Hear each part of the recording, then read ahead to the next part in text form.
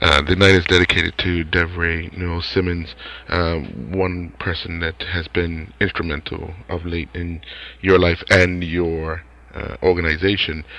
What will the night mean for the Bermuda Sanshou Association to be part of a night in memory of Devray? Sure. I mean, initially this year, fight night actually really wasn't on our schedule. We were informed that they were really going to focus on boxing this year, and then early in the year they indicated that they were going to feature kickboxing. So we had given it some thought.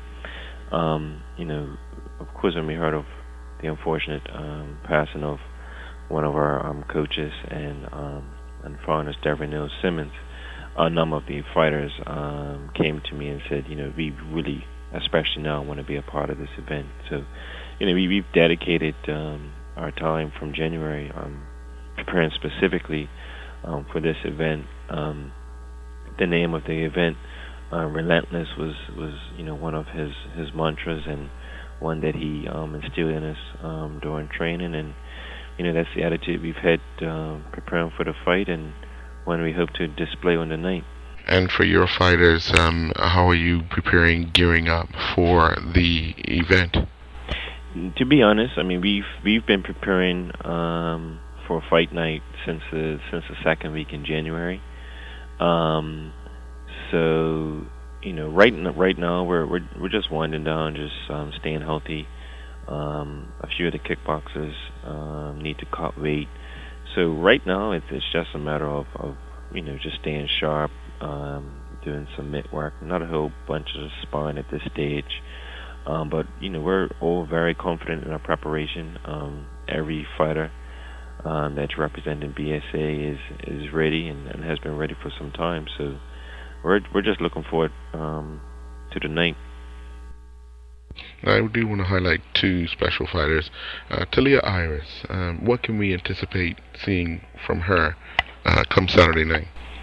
Yeah, I mean, Talia's been, I guess, away from the fighting scene for a couple of years. She's had a number of issues. One of the main injuries she had was a lower back injury. She had surgery almost 2 years ago now, and spent 1 year just kind of building her strength back, and for the last year has really been training hard with the team, and in January really kicked in hard with her training in preparation for this fight. In addition to training with the regular Bermuda Sanshou team, she's been putting in a lot of extra work with Jamal Woolrich, who's the main event on the card, and we can definitely see an improvement in her technical arsenal, and overall her strength and conditioning is the best we've ever seen. So, I mean, we're expecting good things from her. I mean, we don't know a whole lot about her opponent. We do know that her opponent Shelby is the wife of one of the instructors from Canada, Fifth Ron, Crew Joe Marchand. So she lives in a family full of Muay Thai fighters, so we expect her to be of a high level. But I'm expecting really good things from Talia, not just this fight, but later on in the year internationally as well. And you already said it, Jamal, coming off of some solid performances at the end of last year. What are we looking, what can we anticipate, or what can Bermuda anticipate seeing from him come Saturday night? Sure. I mean, Jamal just continued to go from strength to strength last year. I mean, he had an excellent year, including one international gold and two international silvers, including a world championship silver medal. So, he's basically fought the best of the best. This match is, he mentioned before, like, when you fight at home, it definitely does bring a different element. You're in your backyard. Of course, the crowd is different. They have high expectations. They want to see excitement.